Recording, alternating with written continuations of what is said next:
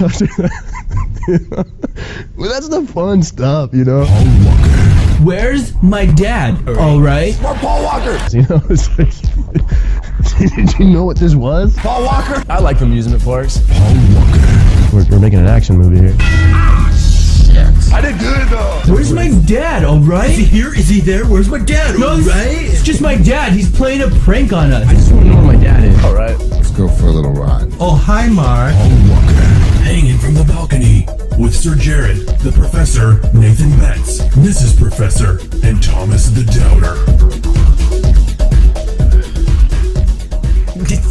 Jarod, just start the fucking show. Christ. It's so annoying. Well, okay, how about this? How about you take 4 hours out of your fucking life that you're already really busy and make something I will. your own self, and then you can just go fuck yourself. How about that? Fucking will. Good. Bring it next time. I'll fucking throw this out the window when you make something better. Because I had fucking no time, and I took the time out of my schedule to make it, and there you go. I didn't hear Professor or I in any of those sound bites, so I'm a little disappointed. Oh, hi, Mark was there, and you're in. Who did Oh Hi Mark? That was you. Was that me? Yeah, it was you. you. Oh, that's good. Wow, okay. Yeah. Oh, that was my favorite part too. Yeah. So no wonder. Oh, hi, Mark. Well, what about hi, Mark. Miss Professor and myself? Yeah. Well, I was explaining to Jarod, I was trying to keep the thing to about 30 seconds long, and to get the actual little the hanging from the balcony with the professor, blah blah. Which blah. I think you did really well. Is that your voice? That's me. That's really good. I put a bunch of effects on it though. Yeah, I figured, but it sounded really Thanks. good. Hanging from the balcony. Nathan Betts, and all these guys. That was awesome. But so that little clip of it is like, to say all of that is already 10 seconds long. I'm like, fuck, I've only got 20 other seconds to work with. So I've got you have to say Paul Walker and Where's My Dad at least, I don't know, what, 5, 6, 8 times? That's pretty much all that I said. I like the it. prank part. Who said they probably pulling a prank? Whose voice is that? Is that yours?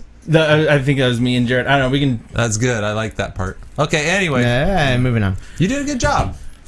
I don't. I just don't like the end music, the clown music. Yeah, That's all that I don't Jared's like. more of a heavy metal I don't even care about that. guy. Like he likes me like this. Yes. I can't make that on a computer in 20 minutes. I'm sorry. That's not You said something I 4 can make hours. myself. I'm just saying. Huh? The clown music. I did. Yeah, I did say it. Nathan, you should know that you do an amazing job. I'm going to scrap the whole thing. I'm going to throw the whole thing I'm out. not saying the whole thing's No, bad. the whole thing's gone. It's all done. think saying you're the clown awesome. music I think at the end. you over with. need more doubter. We all look. Done. We think you're awesome. It's over. The opening song's a piece of shit, but we think you're okay. All right. Anyways, welcome to the podcast, guys. I am at Sir Jarod on the Twitter, at Nathan Obetz on the Twitter. These two pieces of shit don't have Twitter. Woo, but man. it's Lewis the Professor Hello. and Thomas the Doubter. Hello.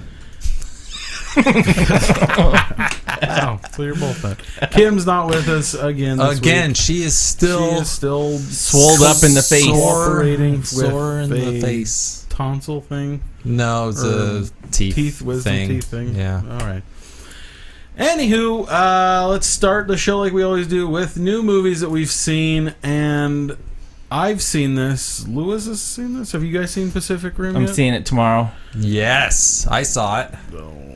Jared hated it. I thought it was cool. I want to see it. No, you explain. Did you see it, No, Thomas? no. I was gonna say, feel free to explain. Rock'em Try sock'em to, robots in the ocean. Not no spoilers. Don't not want to that- spoil it. Yeah, because I do want to see it. I'm going to see it tomorrow too, but whatever. It's so There's not. Okay, first of all, robot fighting into it, fantastic. The visual Yes. of it is amazing. The story for it is a pretty pile generic. of Yeah, shit. yeah. It's You pretty could basic. Predict every step of the way. every step of the way. No, you're absolutely right. Does Godzilla No. making it? Okay. So here's the should've. thing.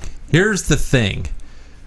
This came out the same weekend as Grown Ups 2, which is just a travesty upon the earth. And if anyone out there went and saw Grown Ups 2 and paid money for it, you have to turn off the podcast and stop listening. We don't want you here Well, anymore. we need Nathan. I'm not going. He's the producer. I'm not going to that. But seriously, no. And maybe you go because you're like, I like Saturday Night Live guys, or I think Chris Rock's funny, and that's fine. But then also see Pacific Rim, because this movie came in third place behind Despicable Me 2 and Grown Ups 2, which made 4 million more, which isn't a lot more, but the fact that Grown Ups 2 made more pisses me off. Well, Whether this movie's great or just me, I mean, it's a B, right? It's not the best movie, but it's the robot fighting is cool. At what point does an Adam Sandler vehicle not make money for middle America? Just people that are like, oh, I'm gonna go see a movie.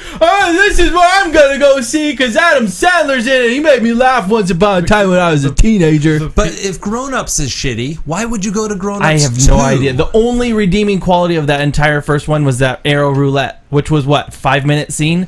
Yeah, exactly. The rest of it was a pile of shit. Yeah, so anyway, I get frustrated by that. I came out of Pacific Rim going, if anyone saw Grown Ups 2, don't see a movie if you don't want to see Pacific Rim. I say go see Grown Ups 2 rather than Pacific Rim. Really? Yes. Did you see Grown Ups 2? Pacific Rim was awful. It wasn't awful. The main little chick is the chick from fucking... all I could think of when I saw her was the same chick from Scott Pilgrim versus the World. Is she in that? No, but that's exactly her same look. And it drove me through the fucking wall. I hated that fucking movie. Scott Pilgrim's good, though. I like Scott Pilgrim. And then, that movie. they're in the future making giant fucking robots, yet they live in, like, a shitty fucking building that is, like, gonna fall apart at the seams. Well, no, but they explained that they had to sink all their money into these robots. Ragged. No, the robot... Okay, look. The story itself... It doesn't make sense to build giant robots. That's the one thing. You can't go to this movie and say, is it gonna make sense? Because character story is bad. Right. The character story is generic. I could give two shits about everything into it except for the robots fighting. That's the only thing that was good. Well, the being in each other's mind and getting to see each other's memories, that's not the worst thing. It's not too bad, but once again, it's just the people I could give two shits about. I'd rather watch the Russians just do their shit the whole time. The Russians were cool, Yeah, weren't they? And the Chinese robot was With cool. the 3 arms. The that have 3 arms, because they had little 3 blades. guys in there, so they had an extra arm. That was cool. No, but that's cool. The robots are fucking cool. Yeah. But you have to know that there's no logic to this movie as far as You're going to watch blow shit, or you're going to go see blow shit up, right? to watch robots Blow each other or punch each other and blow monsters. up and shit. Yeah. But you already get irritated because it's so predictable. Like, oh, that's the guy that you're. Well, okay. Name a giant monster can't movie that's tell you. ever been not predictable. Yeah. Yeah. I mean, they're not going to break new ground even with though characters. it's not like, even if it's predictable, the characters were just boring. I could give two shits about them. Yeah, But- the characters aren't great. Like- Was Charlie Day any good? Charlie Day was entertaining, but there's scenes even with him where you're like, there was no need for that. Okay, so Charlie Day's quirky, but at times it comes off as forced. What I said is, instead of it's not really spoiling it, but instead of it being him and the girl, it should have been him and Charlie Day for comic relief. Oh, And that then might have the been girl interesting. Is like The one. scientist? Yeah, exactly. That's how it should have went. That would've might have been, worked. It would have went. That might have been amazingly. interesting. But I actually, could I haven't even That seen might the have been film. That interesting. actually sounds kind of cool. But it sounds better, right? No, it does. And It does. But to be honest, so based on your guys' reviews, if you want to see a movie that has giant robots fighting giant monsters, then this is the movie you want to see. Keep in mind, Which I want to see we're, that. We're fucking old men, right? Yeah. Like, I know that we all think that we're still kids in our heart because we feel like kids, and when an older person yells at you, we're like, oh, sorry, right? But the fact is, we've become men at some point.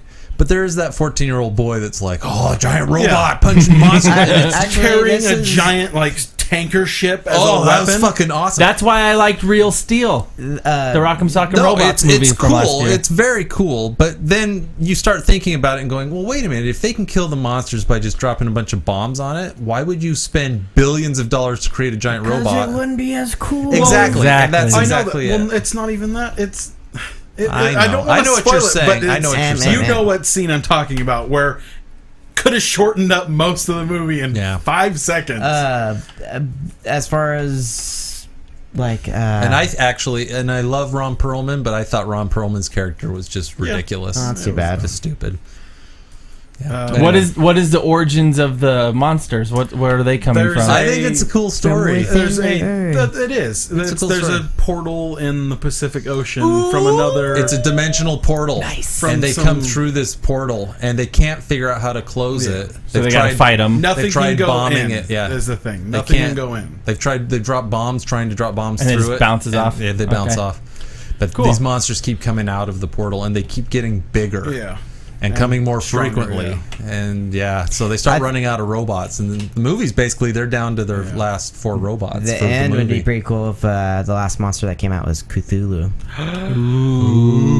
Technically, not. kind of was. Yeah, a little bit. Yeah, Had the the monsters I think tentacle are cool, and I think the robot fighting is just fantastic. It's cool.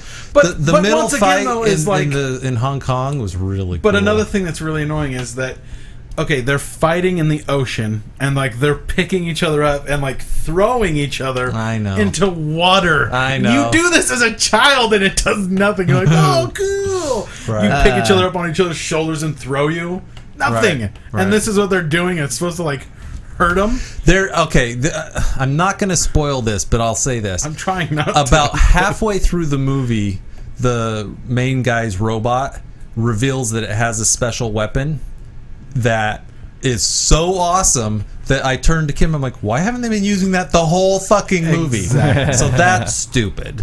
That part's stupid. But I understand why they did it, because it would too cool, and it would have just won the day. But.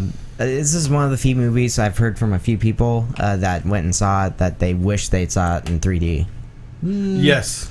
I wish I'd saw it when I was 14. Yeah. If I was 14 and I saw this movie, Queen and I would Native be Nancy like, and The story, yeah, the story for me would have been way better if I was 13 or 14. because you haven't seen it a million times when Yeah, you're 13. and it's But now so you're old enough that predictable. you've seen. Oh, It's a is right he now- down and out? Is he going to finally come around and be the hero? I mean, all those things we see him coming from a mile away. The movie to me is like Sure. it's like the Lord of the Rings. How I watch it now, where it's most of the time it's like, oh, cool, Gimli's kicking people's asses with an axe, and Frodo and Sam. Fast forward. Oh, back to Gimli. Cool. Oh, Legolas is kicking some ass. Aragorn's cutting people in it. Oh, Frodo. Fast forward. Yeah. That's how this movie is. You want to Yeah. fast forward to just the robots. Yeah, that's probably true. Makes But sense. I will say, the scenes with the robots, there's a big opening scene, there's a big middle scene, and a big final scene. Those scenes are cool. So it does And it it all does it looks does it amazing because say- Guillermo del Toro, his robot vision stuff. is Oh, fucking yeah. amazing. does it sate your thirst for robot battle as far as enough in the movie? Because I know occasionally you have those big movie previews where there's these epic battles, but Yeah, literally it's like I think so. a little fraction of the movie. I and don't you're think like, you come out going, oh man. No, there's 3 good battles. You don't come out going like, man, they told us there'd be robot battles, and all we got is that one The at the whole end. movie is. This is how when we watch it was like.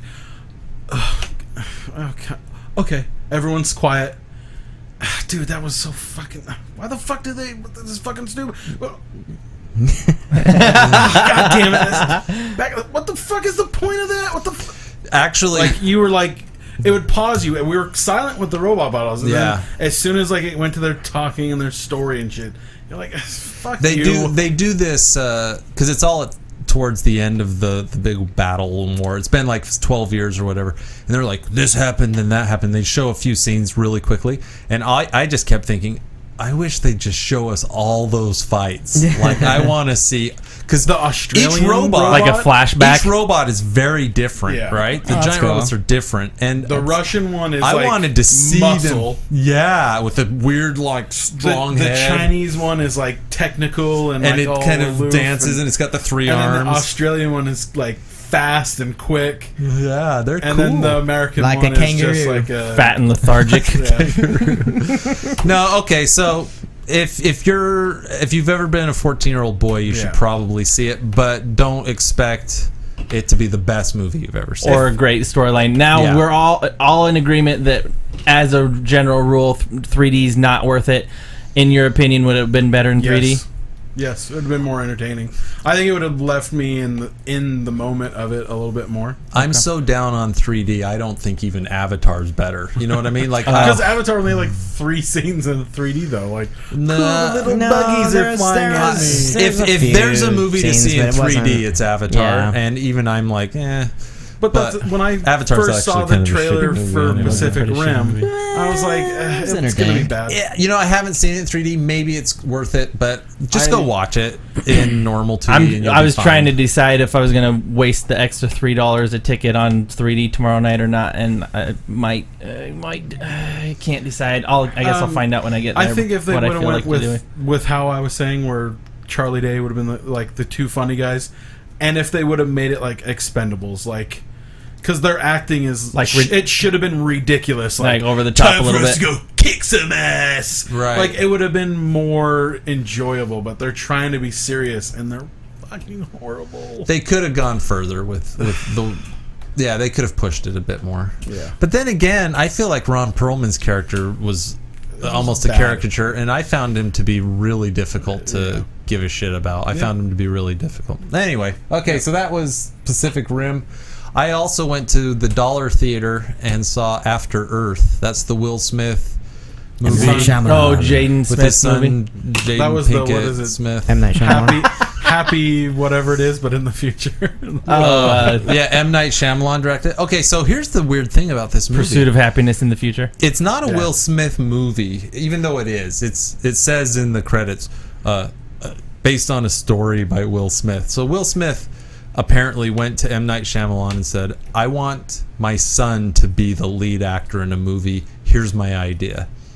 And so Will Smith plays this guy, some kind of a soldier dude, and they fight these monsters that can only sense fear, right? They have no other senses, but they can sense fear. And if they sense any fear, they just shred you to death. Well, everyone feels fear. You can't turn it off. But Will Smith figures out how to turn it off. So he becomes like the ultimate warrior. And he's really famous. But his son... Does he defeat Hulk Hogan? he's not that powerful. His son is kind of like living in the shadow of his father, who's like the huge hero, right? Yeah. And his son wants to be a powerful ranger too and get rid of his fear, but he just can't seem to do it. Blue one or yellow one? So then they crash their spaceship. At some point the spaceship crashes and Will Smith's legs are both broken. So he's like, you're going to have to go out there and get to this place and send off the warning beacon, because they can't get cell reception where they are. They have to go off like 100 miles. And he fucking literally at the end of the movie is holding up his little cell beacon and moving it around like this. Going, oh, I can't. And he finally gets a spot and goes, got it. And the laser beam goes up into the sky. Oh, it's so stupid. Anyway, so it's really a movie about the kid, right? Yeah. Trying to become like his father, which is exactly what's happening in real life, because this kid is an actor trying to be like his father. Yeah. The sad thing is his dad is a much better actor. Like when Will Smith's on screen, you're just like, oh yeah, this is kind of a good movie. I kind of like it. Like that guy's cool. I like that guy.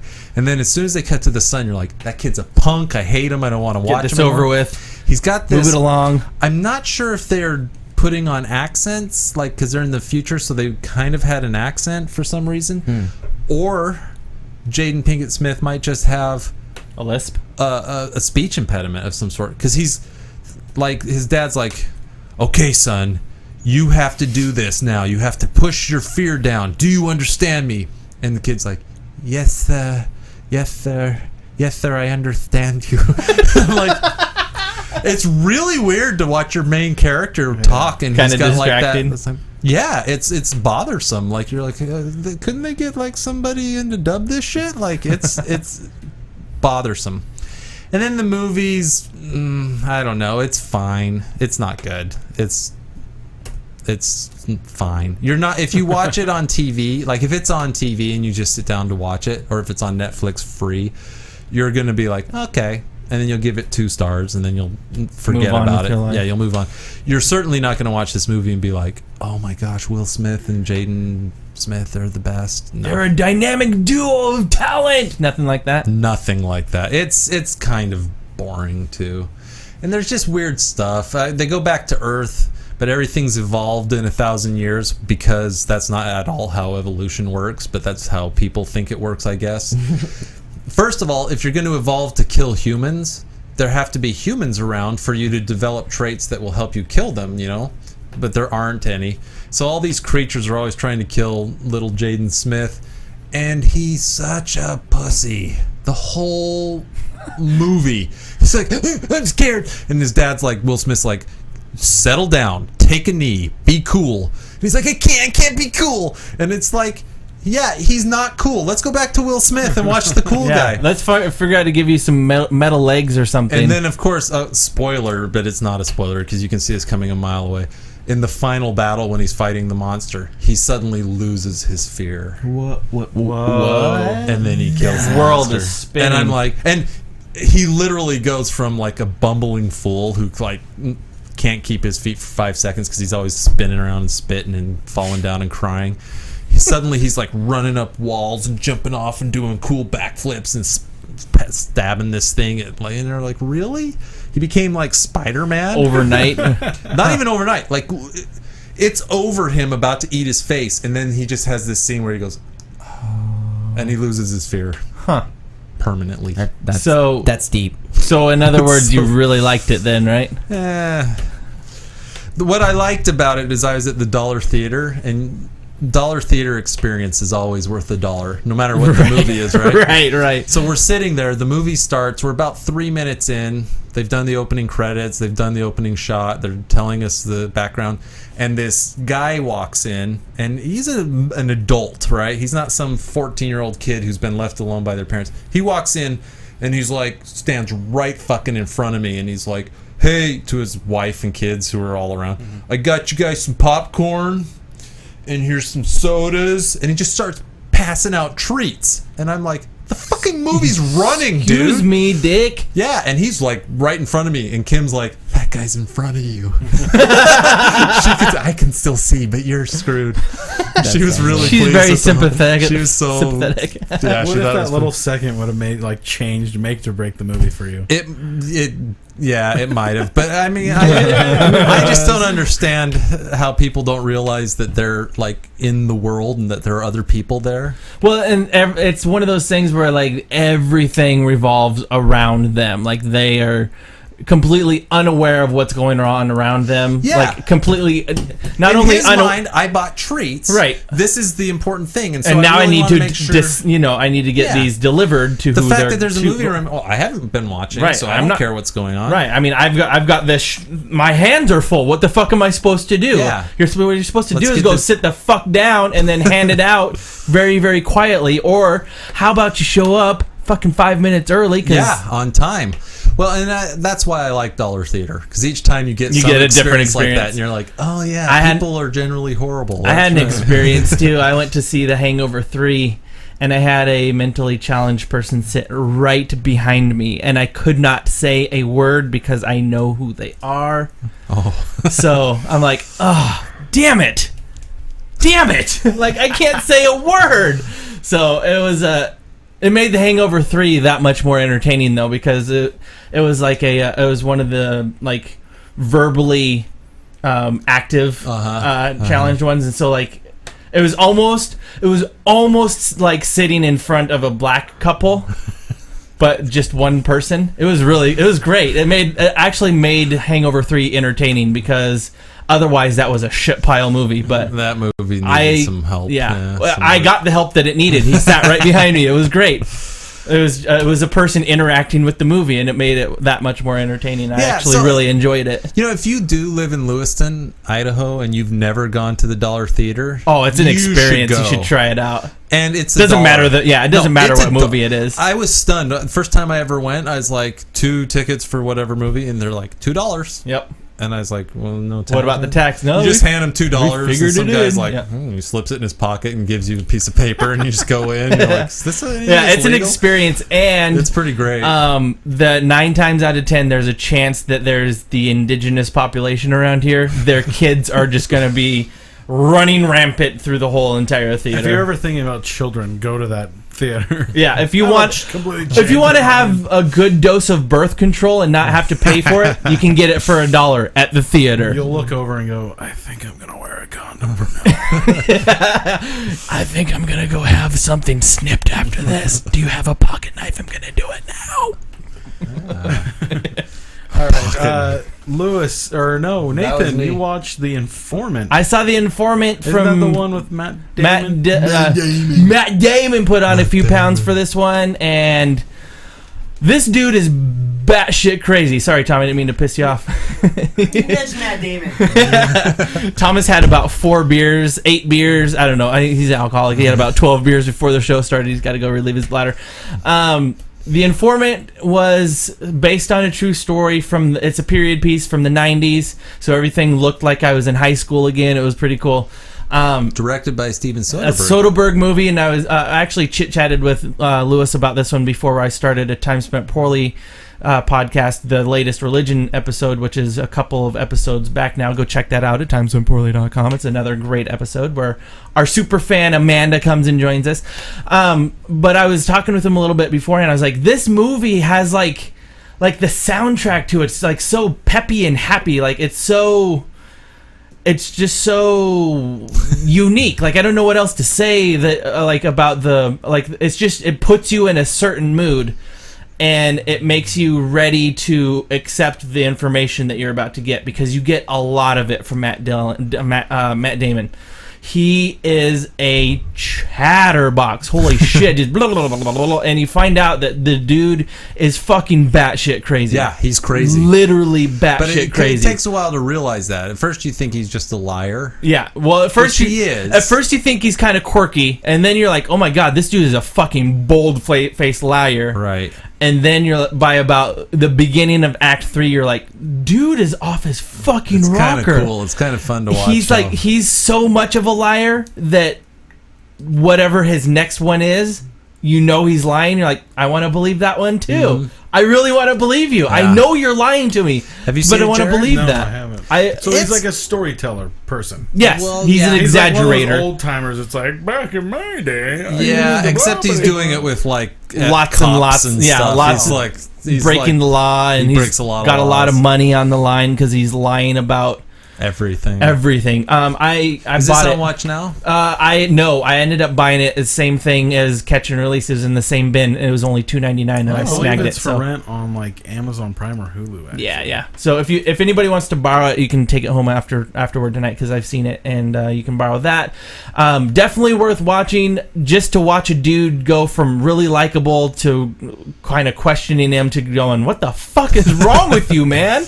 Like, seriously, just sit down and shut your mouth for 2 minutes, because he cannot stop moving his gums. Yeah. If he could just shut his mouth, he would be fine. But he gets himself into, like, all this fucking trouble with the police, and it's really fun. It's a fun movie. It's based on a true story. Based on a true story. I don't know how much of it's true, but they do give the fun little facts at the end about how he's, like, still in charge of a company somehow, which I have no idea how that's possible. But, it sounded Didn't he go good. to prison? I thought he was in prison. I think he did end up going to prison for 8 years or so. So Thomas will really like it. For all those reasons, Thomas will love it. We couldn't have planned that any better. Moving on to the next movie. I watched a movie because I am a pile of shit who likes wrestling still. Yeah, I know. Tom hate me for and this movie has my favorite wrestler, which is Randy Orton. It's a movie that is a remake. It's one of the wrestling movie company movies called 12 Rounds 2, not the first one, the second one. Is this on Watch Now? No, we rented it because we're pieces of shit. Still watch wrestling.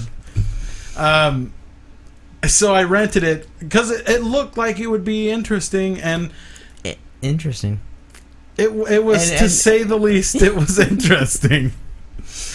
It's a bad movie because of everyone else, but the main person, who is Randy Orton, is actually entertaining as shit. He can act really well, but everyone else is so bad. So this is a movie about wrestling? What exactly is it about? Called 12 Rounds, because this Jigsaw-esque person, his... Spoilers, this is the whole movie. At the beginning of the movie, Randy and his wife are like walking down the street after a lovely date. A car wrecks in front of them, and Randy Orton's a paramedic. Car wrecks in front of him. He's like, oh my god, one of the cars is flipped over. The other one's like on fire or whatever, and he pulls one of the guys out of the car, and then he goes to the other one, and he can't open up the door to get the girl that's in the other car. Mm-hmm. And and then when they finally get her out, she dies. So this dude, it was his wife, and he was also in the wreck, and he survives. Mm-hmm. But because he saved this kid, somehow that makes him like a miserable person because he helped this other person and not the guy's wife. So to get revenge on everybody, he makes this elaborate plan where there's a bomb that's gonna blow up here if you don't help this person, and he threatens to kill his wife, and yada yada yada. It's so bad.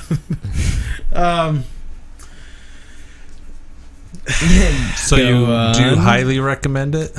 When it comes out to Netflix, watch it if you're wanting to kind of be like get a good giggle, I guess.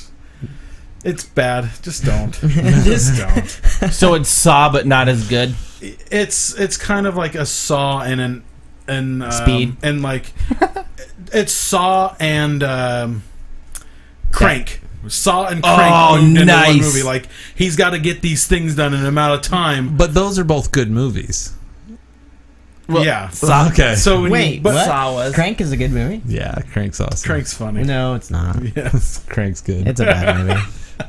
It's like those two mixed into one, and the 12 rounds is how many rounds there are that he's got to get this thing done, or else the guy's going to kill his wife or do whatever, or blow up a bomb that he's in a car and the car's going to explode or whatever, and he's got to get to this location and pick up this payphone on the street that are no longer existent. Was there a sniper on the roof played by Kiefer Sutherland? No, he was watching through cameras. Speaking of good he's movies, this because you find out right? you find out that this guy is like a CIA's darkest secret character who like can hack into anything, and there's no records of him or whatever. Yeah, law-abiding citizen. Yeah.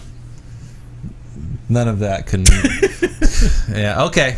I'm not going to watch that. Don't movie. watch it unless it comes to Netflix. But do watch Payphone, because that's good. I liked it. Phone. Never saw Isn't that Phone Booth? That's what I meant. Phone booth, whatever. The Payphone. The Payphone. See that? Because Colin Farrell and Kiefer Sutherland and the black guy with the lazy eye. Oh, give him the Forrest Whitaker. Yes. Forrest Whitaker. Yeah. So that's that movie. Okay. Anyways, on to news. So that's all we've seen. There's a trailer for a movie called Rock Jocks. I saw this on the Twitters. I'm a follower. I follow Jason Mewes on the Twitter, and if you don't know who Jason Mewes is, he is the J to Silent Bob, or Kevin Smith's Silent Bob. He's twittering out all of the things that he's doing, and amongst all of the other things that he's got going on right now, which is like he's doing a huge U.S. tour of his cartoon movie that they made called the Jay and Silent Bob Super Groovy Cartoon Movie, and he just put this one out real quick. And I was like, oh, that's cool. It's like something that's not related to what he's been pumping for like the last 2 months. So I clicked on it, and it was a movie called Rock Jocks. It doesn't even look like he has a very big part in it, but I liked the premise of it, and I thought you guys might like it to take a look at it. Allison? I'm on it. Firing thrusters. Shooters, acquire your targets. Targets acquired. Fire. Felicia Day. Yeah, Felicia Day. Fuck! It's Asteroid. Welcome to the Asteroid Management Initiative Facility. Welcome to the Starship Awesome Prize. Blending alien technology and American know-how. The AMI has created a pinnacle of 1960s technology. Verified. We have an observer from the DOD tonight. You can observe Danny suck my cock. John, I need you and the crew to act professional. Namaste. 321 by 678. 321 by 678. John, Seth. I'm totally watching you. Huh? I look at your rejects from the island of misfit toys and I weep that our world is in their hands. You think you can kick my ass? Oh, definitely. Oh, she swept the leg. Oh, I'm so tired. If an 18-year-old girl were to sit on my lap, I'd fuck her. But I'd be too tired to enjoy it. You ever notice how versatile the word motherfucker is? You have. Lazy motherfucker, angry motherfucker. Life's a motherfucker. And that doesn't actually work. Condescending motherfucker. Better. I thought the whole thing looked great. It has the angry old guy from 40-Year-Old Virgin. The angrier old guy, he's always yelling at him to go fuck a goat or whatever. It's got that. And he's an Indian, the Indian actor. Felicia Day's always cute. Yeah, she's very cute. It looked funny. It's a comedy that has. I mean, the premise of it's, I don't know, silly, lame, whatever you want to call it, but it still looks great to me. I think I will definitely watch that as soon as it's available. Adorable overbite. It's definitely a low budget film, so Definitely, you better anticipate 4 or 5 actors. Well, it's a straight to DVD sitting movie. in a room, and if the dialogue isn't spot on, you're going to get bored real fast. Exactly. So, but it could work. From the preview, it sounds like there's some dialogue. I mean, some dialogue in the preview that looks and sounds pretty entertaining. So, it should be all right. I'm looking forward to checking it out, and we will report back to see if it's any good. It should be out. I think it said, if I remember his tweet correctly, it's supposed to be available in like the next 2 or 3 weeks to do VOD. So. There's a few movies that have been coming out. College Humor just released a movie called Coffee Town. Coffee Town. That's available as we speak, actually. You can go to iTunes and download it for $9. I haven't seen it yet, but I'd really like to watch it. If anyone sees it before I do, let me know. I would love to watch it, yeah. And I know over at crack.com there's one called it doesn't matter. But they're all just they're just made like these low budget comedy people are making movies, and why not? You know, I mean they're pretty funny, some of these guys. Kill Me Now, that's what it was called. Nice. Anyway, so that's that news. Any other news? There you got the news on Ender's Game. Oh, I just wanted to talk about this. We brought this up months ago. I talked about Orson Scott Card being kind of openly active about his anti-gay feels, and he's devoutly Mormon, correct? He's devoutly Mormon, but he's also been he's on he's one of the leaders of NOW, which is the National Organization for Marriage. No, I've got not NOW, something. Anyway, he's NOM. That'd be NOM, yeah. Back in NOM. Yeah, NOW would be a National Organization of Women. So he's not on NOM or NOW at all. He's on NOM. So anyway, but he's written all these really kind of hateful things. He said things like if the government legalizes gay marriage, then it would be acceptable in his view to form an uprising rebellion and overthrow the government and stuff like that. Shit. So because he's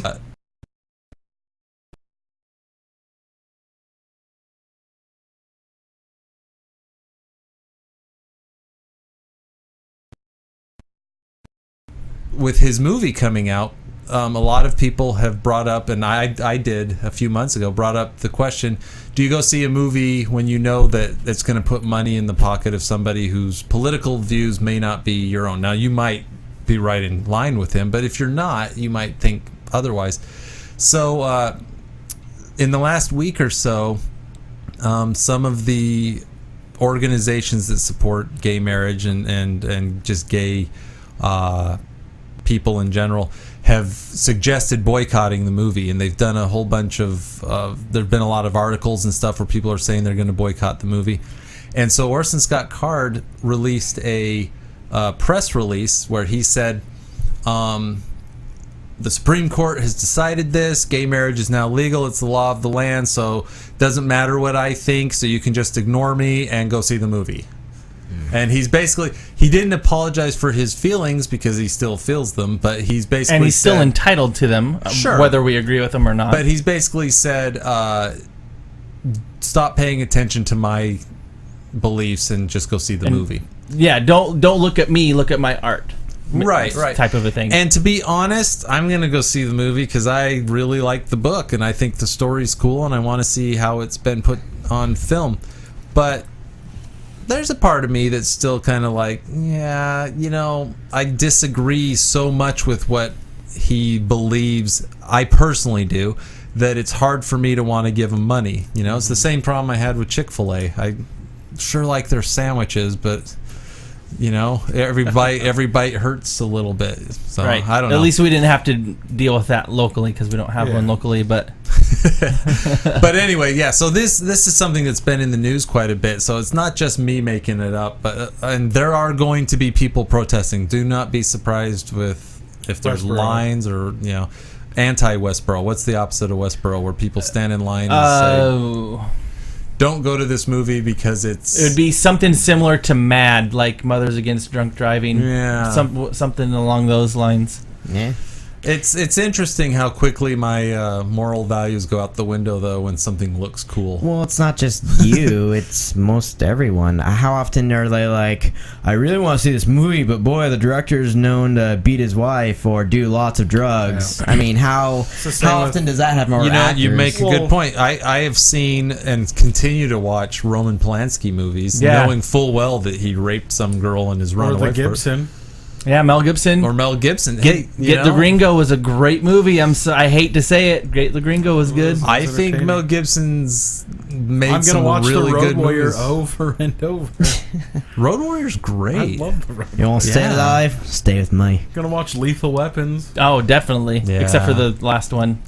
With Jet Li. Yeah. So I mean, it's hard to know. I think what to do with yourself. It's true, but most people. I mean, because if you're gonna draw the line here, then by golly, you better draw the line in every movie. Otherwise, you're gonna look like a hypocrite all the way down the line. Absolutely, and literally, when was the last time that, in all actuality, a boycott actually works? It just makes you look like a big fucking pretentious douche. Movies generally, I'd say movie boycotts generally don't work. Generally, I think brand boycotts in general don't really work. Remember how everybody hated Pepsi for a while because they were aligning with the gay and lesbian alliance or whatever? Like, I'm not going to drink this cola and put it in my church function because they associate with them. That's a little different because the support for the homosexual community has momentum right now. It has more momentum than it's ever had before. Yeah. And so, sorry, a boycott. That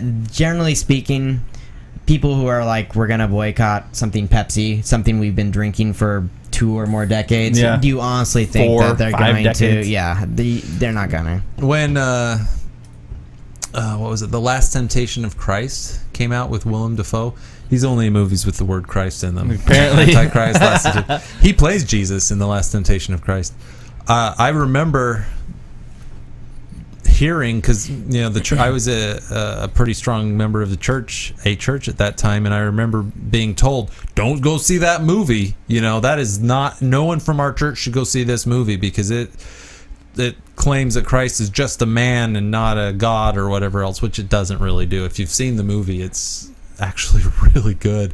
But I didn't see it for about 10 years, thinking that it was this hugely blasphemous thing because I'd been told basically to boycott it. Right. And when I finally saw it, I was really upset. I was like, how dare people tell me not to see something when they hadn't even seen it? Right. And then I wasn't allowed to make my own judgment on it because I allowed the boycott to kind of stand in the way. That's one of the things that I find most repulsive about boycotts and people getting on the bandwagon of boycotting and like religion or boycotting on religious beliefs personally, because, or not personally, but just because your religious organization tells you to.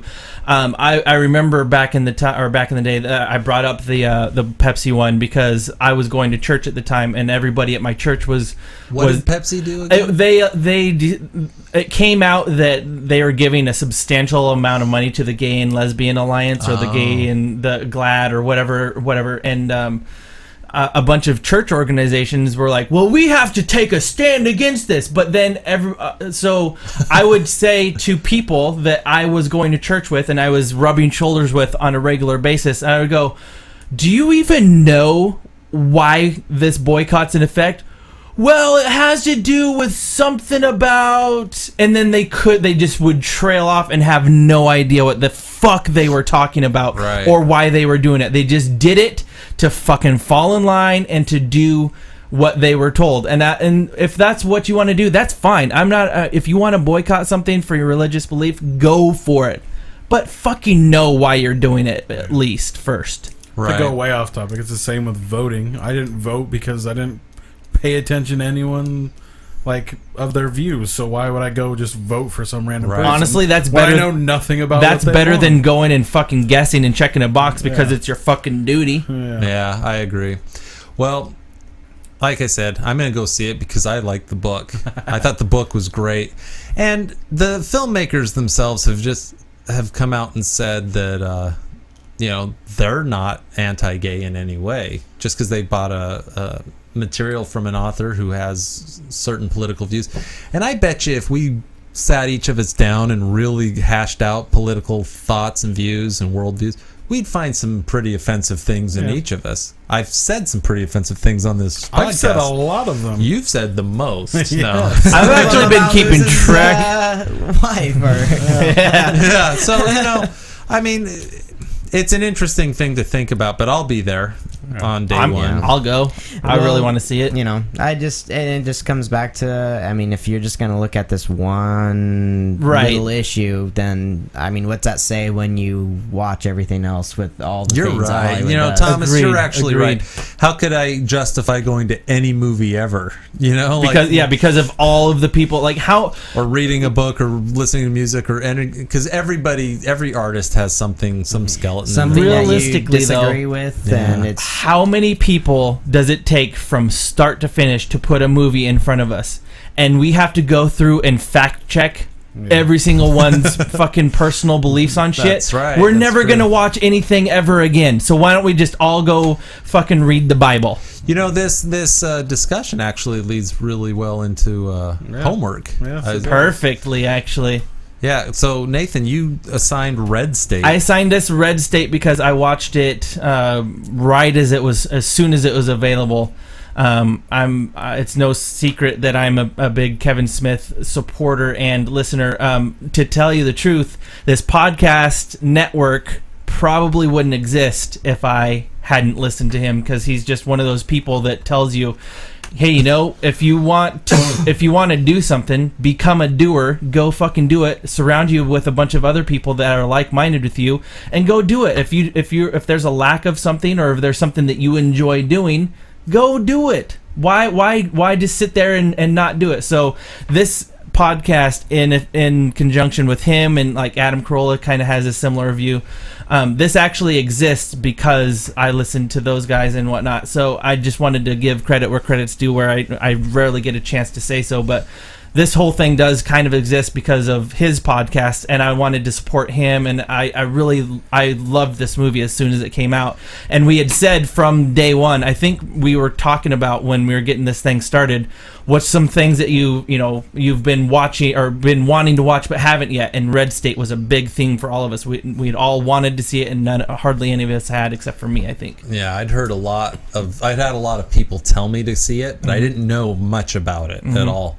And before Thomas takes his shit on, I got to tell you, both Kimberly and I watched it, and after it was over, I was like, I think Kevin Smith's a fucking great writer and director. I loved this movie. I gave it 5 stars out of 5. I did too. I like it. It surprised me at least 4 times. And I don't get surprised by movies anymore. I mean, we talked about Pacific Rim earlier, where I just saw everything coming from a mile away, and it was fine. But there were times in this movie where I was like, what the fuck? And I'd love to hear, Thomas, how you didn't like this movie, because I thought it was really good. I enjoyed the shit out of it too. I'm surprised. No, tell us about it, because it was... Yeah, I had a hard time grasping what people got out of it. Like, where was the enjoyment? Like, what target audience is this going after?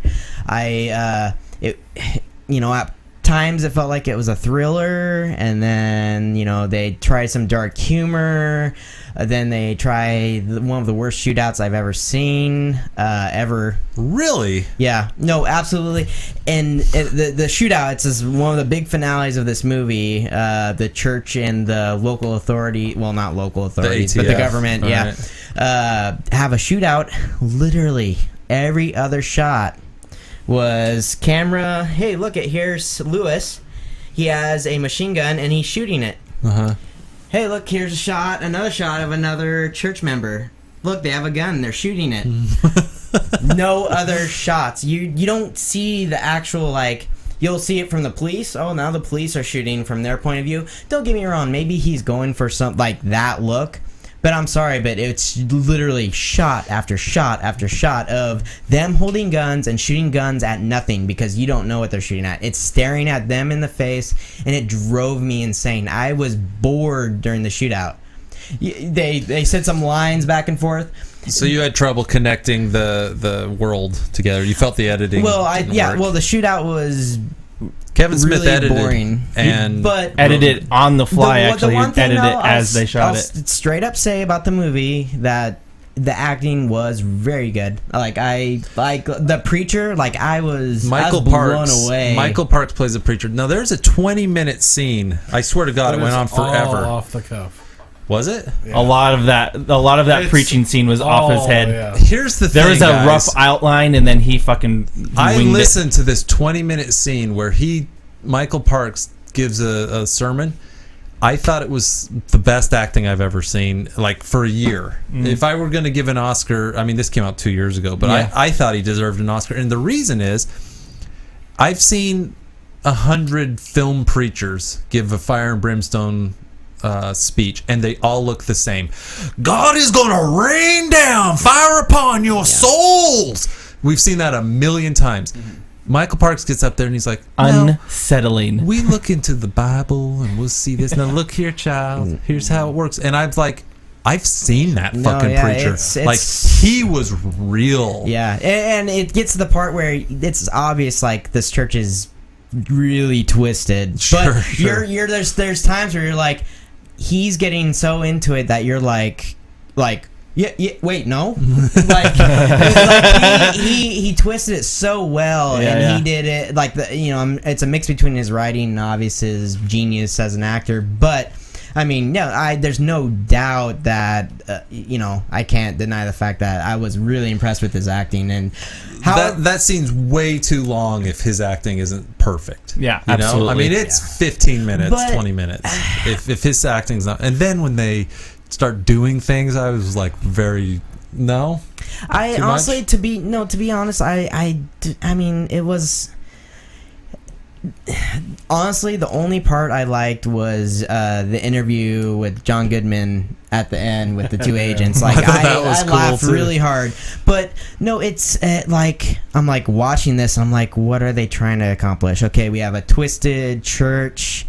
We've got evil government agents who are going to slaughter children, which I think is ludicrous. Is it though? I mean, it's fucking Waco, right? I hear you. No, I understand that what you're saying. However, they said that they've kept tabs on this guy because he's insane. Like he's one of the crazy Westboro. They talked about how he went to Europe to protest. Yeah. To protest the Pope's death. He, all the different things. The media are on these people. And in fact, the Westboro Baptist Church in real life uses the media. And you know what? If armed government agents ended up on the property, I mean, what do you think's gonna happen? You honestly think that they're not, the media's not gonna show up? They're not gonna catch wind? They said they made a comment about that in the script or in the story. They said do. that they're in the middle of nowhere. But I'm sorry, but when it comes to media, we're talking about spotters here. As far as what's the next ridiculous story we can get on guys like this. True, but if. And not to mention, so your problem with it is that it's not based in our reality? Not at all. But if you're not gonna base in our reality, and you're just gonna be like, okay, this church sucks. They kill people that they think is sinning, and then we have government guys who don't want children who are obviously gonna be eyewitnesses. They're gonna slaughter everyone in this church. I mean, come on. Like, what? Who am I supposed to like? How am I supposed to enjoy this? What was the point of this? Well, okay, I think the credits may have given you a hint. Did you watch credits? Did you guys watch the credits? I did. Okay, so the cast rolls by, and it divided the cast into 3 groups: sex, religion, government, or politics. Like, it says sex, and then it gives all the characters that were the sex part of the show, and then it says religion, it gives all the holy people. So I think Kevin Smith is very clearly making a statement about how our society has been like twisted in these 3 areas. How we, if we're the teenage kids, we're so like messed up with our idea of what sex and relationships are. I mean, these boys meet some girl online and they're like, we're gonna go have sex with her. Okay, in real life, hopefully that doesn't happen, but maybe it does. But in real life, teenagers are fucked up when it comes to sex. I mean, when I was a kid, if I wanted to see a naked person, it was a real challenge, right? And I mean, I don't know how at 12 years old, if you've got the internet, how you have any concept of sex that isn't fucked up in some way. Like a real relationship with a person probably doesn't even like make sense to a 12-year-old anymore. So I get the whole idea that teenagers nowadays are really screwed up when it comes to what sex is, and the image of sex that we find on movies or on the internet versus the realities of sex. And then you got religion, and I'm sorry, there are groups that are these extreme religious zealots where they believe to the point where, and whether they're knocking buildings down on 9/11 or whether they're out protesting at funerals or whatever else, there are some people out there who are fucked up, and it's because of their beliefs. And then we've got a government that's supposed to protect us and take care of us, but they get themselves in situations sometimes where it's just easier to kill everybody or pass some law that hurts everybody rather than risk losing a vote or risk getting some bad exposure on the news. So I think he's making a comment about how 3 major aspects of our life have become very warped and twisted and are fucked up. So, like, through this experience, as far as the drama, the kidnapping, the et cetera, I mean, as strange as it is, as the church has security cameras apparently posted for miles around that they can spot the sheriff doing naughty things. I mean, God, that was just... It wasn't security cameras. You just said they had photos. Yeah. Oh, okay. So they have the 6 people in the church that are in there are squatters out in the forest, parked everywhere. Hey, isn't that the sheriff's car? If you drive, like, if you are a suburban person, you're gonna know what goes on near and on your property. This is sort of nitpicking, but at the same time, you have these incredible actors who are like doing an excellent job, especially the preacher, like excellent job. John Goodman does a good job. No, John Goodman does a good job. Even just him talking on the phone's like entertaining. My gosh. But and then you throw in these unrealistic elements or characters. A sheriff who's crying. His deputy just got shot and killed, and he's hesitating on like. Come on, like you know what? I bought that. I was like, look, if your whole career goes down the toilet because someone's going to out you. Sexually, because the sheriff is gay and he's been keeping it under wraps, right? Yeah. And so when his deputy's killed, he gets a call from the church, and the church is like, if you say anything, we're going to send all these photos out. Well, okay, it maybe doesn't ruin that sheriff's life, but at the moment, I could see being scared and thinking, Fuck yeah, like, you know, my life as I know it up to this point is he's over. looking at a photo of his wife going, she's going to find out. This you know? is like, but I mean, we're talking about. And that's my part of deputy I just heard my deputy just get mowed down over the radio. Right. Do you honestly think the first thing that's gonna pop into his head is, oh shit, my career's over because they... Not maybe not his career, but oh shit, I'm gonna be outed. He thinks about it though, but he makes the right choice. It's not like he lets it all go. He does call John Goodman. And then he doesn't make the right choice when he shoots a kid running out of the church. Oh, don't tell him all the good stuff. Yeah, oh my gosh. true. So here's the thing. This movie, I anticipated certain deaths. People get killed in this movie, and I saw some of them coming, but there were 3 or 4 where you're like... And how they die is not how you're expecting either. No. The dude all wrapped up and... Oh, jeez. That was gross. But like the kid, you talked about it, I kept going, maybe he's still alive.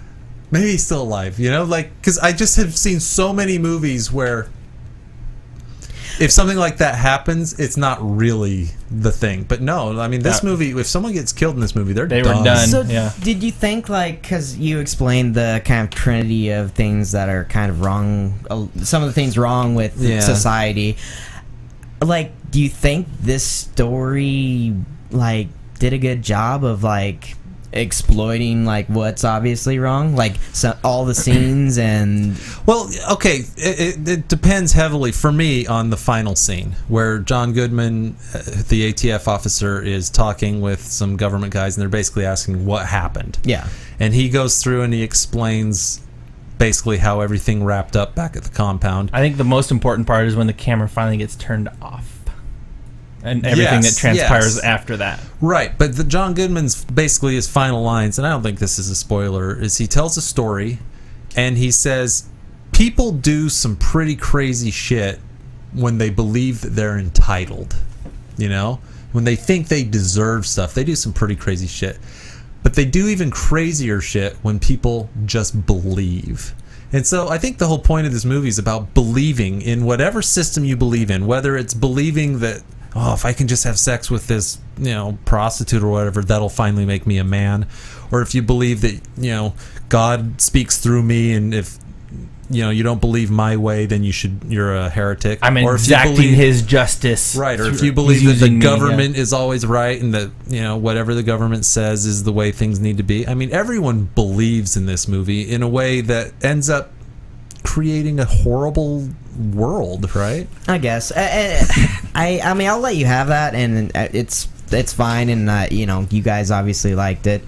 I feel like we're in a way we're grasping straws in a way, but at the same time, I mean, you know, Thomas, maybe I liked it because I agree with the politics. I mean, maybe if you're, because this movie is not, it's called Red State because it's in many ways, I think, attacking extreme belief systems like you'll see in some red state areas, right? Like the Westboro Baptist Church and so forth.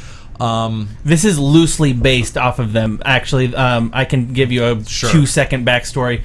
He actually came up with the entire idea for this movie after his friend named Malcolm went out and did a documentary called Small Town Gay Bar, and he actually landed a interview with Fred Phelps, the dude that's in charge of the Westboro Baptist Church, and he sat there and watched this 15-minute interview with Fred Phelps, and Malcolm Ingram's interviewing him, and just the fucking answers he's getting back out of the questions that he asks.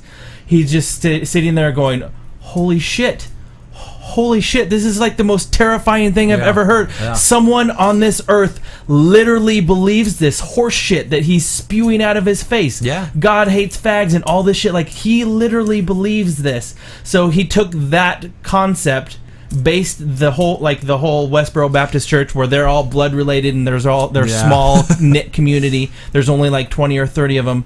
He's like, okay, now if I just put this into a boiler and take it into story mode and take it to the next level, where could it possibly go from there? And that's what he came up with. Plus, he was also boycotted when he made Dogma. Yes, by the Westboro Baptist Church for that movie. And then he also kind of he got stigmatized by they called him a fag enabler, is what they nicknamed him. And then he also kind of like was chatting with the new the daughter, granddaughter, whatever. Yeah, Megan. the granddaughter, and even the main chick now. I forget what her name is. But yeah, they're So very a lot of active it's- socially, like social media Yeah, active. A lot of it's from that. Mm-hmm.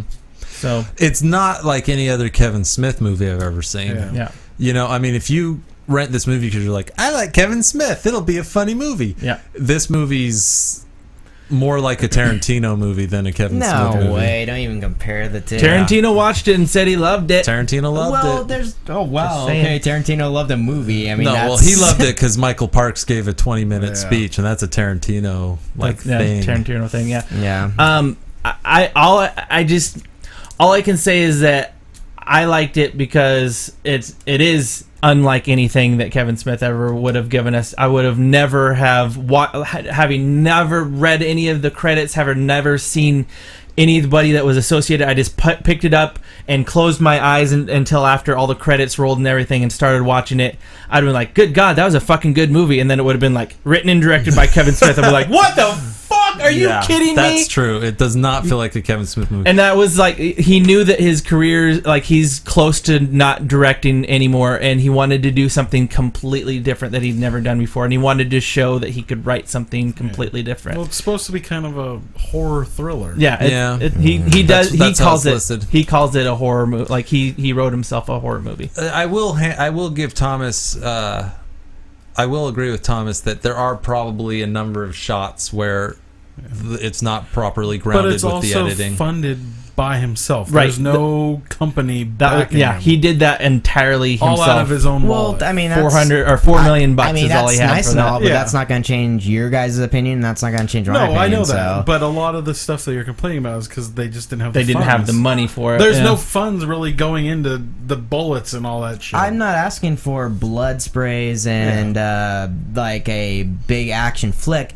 However, I just didn't. The gunfight was, if you watch it, I dare you to count the number of shots of him looking at the person shooting the gun and just sitting there shooting the gun. I'm just saying, you don't have to spend a lot of money. There's plenty of low-budget films that have done okay with the shootout. And I just think with a scene as big as this... But wasn't the shootout supposed to be kind of like the Waco shootout where they just sat outside of the compound Literally for like just 3 days and just every shot 5 shit back minutes and forth? Yeah. It'd be a little different if it was... But half the time it was silence, brr, brr, silence, brr. This is a movie still. I mean, yes, we can compare it to maybe a real life event, but I'm just saying, when this is supposed to be where the shit hits the fan, and I've heard about it. Don't get me wrong, I didn't go into this movie with any sort of expectations. I wasn't gonna say I don't like this movie. I mean, I'm a little conservative. However, I wasn't going into this movie being like, this is obviously just a hate movie on the right. But you did go into it saying that it was a piece of shit movie. I heard you say it before you watched it. No, I did that because you chose it. But you know, which is always a valid reason. Yeah. I have to say, Nathan, 2 in a row. Thanks. Hit and run, Red State. What a guy. What a comeback. What a comeback after literally the worst movies ever. Movies? Wait, what was the other one? Sleeping Beauty, Blitz. Oh yeah, I did pick Blitz. I forgot about that one. Yeah, Sleeping Beauty, Blitz. I just like Jason Statham. Bindle Stiffs. Bindle Stiffs. Zombies. We liked Bindle Stiffs. Yeah, All Zombies was a bad choice. We liked Bindle Stiffs though, and I picked All Zombies for. I don't think. I think Lewis was being like nice. I think we put up with Bindle Stiffs. Yeah. It had some moments that were okay, and it was inspiring to you because you're like, oh, these kids are that's just true. Like Yeah, me. And Bindle Stiffs was impressive for what it was. What it was, yeah. But it wasn't a good movie. No, I mean, what's our homework for? Oh, it's my turn to do homework. Hooray! Hooray! So, I am going to give you guys a movie that doesn't necessarily work as a movie. It's based on a book by Kurt Vonnegut called Slaughterhouse-Five. The movie, of course, is Slaughterhouse-Five, directed by George Roy Hill. It came out in the early 70s, I want to say. 72 is what Netflix 72 says.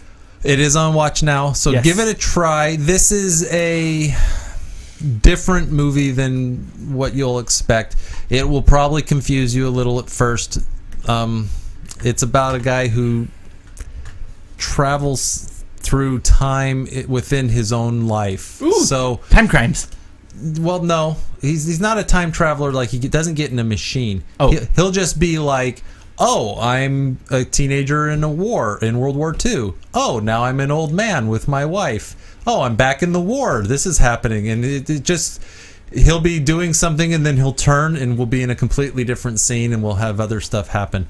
And it's a comedy. But I really love this book. I think that the book is beautiful, and I think the movie isn't entirely successful because the voice in the book is so great that if you love the book, the movie might not work. But if you haven't read it, and I'm guessing none of you have, I think the movie will work for you. I was going to say, considering the name, you'd assume a 70s crappy horror movie, It's exploitation film or something. It's not a sequel. It's called Slaughterhouse 5 because when Billy Pilgrim, the main character, is captured by the Nazis, he's a prisoner of war. I mean, the first scene is him getting captured by Nazis. They take him to Dresden and hold him and other prisoners in a slaughterhouse, the 5th slaughterhouse down the road. So he's in Slaughterhouse 5. That's where he's kept. This story is actually important because historically, at the end of World War II, we'd basically the Allies had won. We knew that Germany was done. That Hitler had shot himself. It was about 3 days before the Nazis signed the surrender, but we knew it was coming. And with just a couple days before the surrender, America ordered a bomb run on Dresden, which is a German city that was specifically set aside to house people who'd been injured, so Germans that were wounded, and prisoners. And it was a non-military city. There was no military value there, and we bombed the shit out of it just to say fuck you. And we killed about 100,000 people. We killed more people than the bombs at Hiroshima and Nagasaki. Wow. I had never heard anything about this. No one had heard about it until about 20 years later when Kurt Vonnegut wrote this book, and he tells about what actually happened to him. And in the book, it's fun too because the main character's name is Billy Pilgrim, but Kurt Vonnegut's in the book as for 2 pages. They're on this train going to Dresden, and Billy Pilgrim says something, and some guy on the train's like, "Oh, that's bullshit," and then he writes, "I said that. That was me who said it." Like me, Kurt Vonnegut. I'm the one who said that line. That's funny. It's so weird. But is that in the movie too? No. So after this book came out, like historians said, "Is this true?" And they went and investigated it, and Vonnegut was like, "Yeah, it's true. Look at and they went and looked into it, and the military had covered it up for like 20 years because it was really just a revenge killing. We killed 100,000 people in this all-night bombing of Dresden, and there was no good reason for it other than Germany killed a lot of our people, so we were going to kill some of theirs before the war ended, and we wanted to get in one last slap." So there's a political side to this story, but it's kind of comical. It's kind of science fictional. There are aliens in this story. That'll take you by surprise. Don't worry, you don't see them because they're in the 4th dimension. Of course. Yeah. Ooh. When's Doctor Who show up? No, this movie's the story's bananas. So I'll be interested to see what you guys think after watching it without having read the book. I liked it. I look may want to read the book. I'm looking forward to it. All right, guys. We'll talk to you next week. One second. Just you mentioned it earlier, way earlier in the podcast. I just wanted to have like a quick Professor's Corner because we haven't done one in a while. You mentioned something about the first shot of the movie and the importance of it. How does one, as a filmmaker, go about picking what's the first thing you show for your movie and how important it is to the rest of it? Which movie did we mention? You were saying that I want to say that you're talking about it maybe during After Earth, maybe possibly. You'd mentioned and it could have. Oh, in After Earth, they open up with the scene where he's like, "Calm down, calm. You see it in the preview. Calm down, and then he gets sucked down the hallway. Mhm. All right, that's the opening scene there. In Red State, the opening scene is the kid and his mom driving past the protesting people protesting at the funeral. I think an opening shot will always be important to establish the tone and of the film. So kind of the feeling of the movie. What kind of movie should we expect? If you pay close attention to the opening shot, you can usually guess the entire story from just that opening 2-3 minutes, because they'll basically let you know what the story is going to try and tackle in that opening shot. So always pay attention to the opening scene, mostly for tone, to just kind of see, oh, this is a lighthearted movie, or this is a scary movie. Like if you're watching the Conjuring, I'm gonna go see that on Friday. A scary movie, right? Scary ghost. I guarantee the opening scene of that movie is going to be some scary ghost scene, right? You're not going to go to the Conjuring, creepy music or something. Yeah, you're not going to sit through 20 minutes of just watching a family have a nice life. Lighthearted, lighthearted piano music with them skipping through a field. Although occasionally you're kind of surprised. Yeah, you can definitely do that. There And are movies that will. I do always. I mean, especially the horror genre. Man, when they can trick you like that. There have been a few. What are you thinking of specifically? Oh boy, Feast from a couple weeks ago. Feast is so good. Well, thanks, Amanda. What else? I mean, well, to be honest, I guess it wasn't necessarily the opening so much. Although it is the opening, is the Cabin in the Woods. Mm-hmm. Weirdest opening ever. Two office guys talking. Yeah, that together. is kind of strange. But is it? It's okay. It sets the tone. This is actually a funny movie as opposed to a scary movie. How it sets the tone, like these guys are behind everything. Like it gives you some clues about the movie, so that when it goes weird on you, you're like, you can keep up with two it. guys from the start. Yet the commercials, they don't. The commercials didn't give you any of that. It's cabin creatures. I love the opening Cabin in the Woods. Yeah, it's so good. And then you have them in the little trolley. Cabin in the Woods. Cabin in the Woods. And I'm actually a big fan of giant graphics on the screen, where like giant words across the screen. They did that with Drag Me to Hell.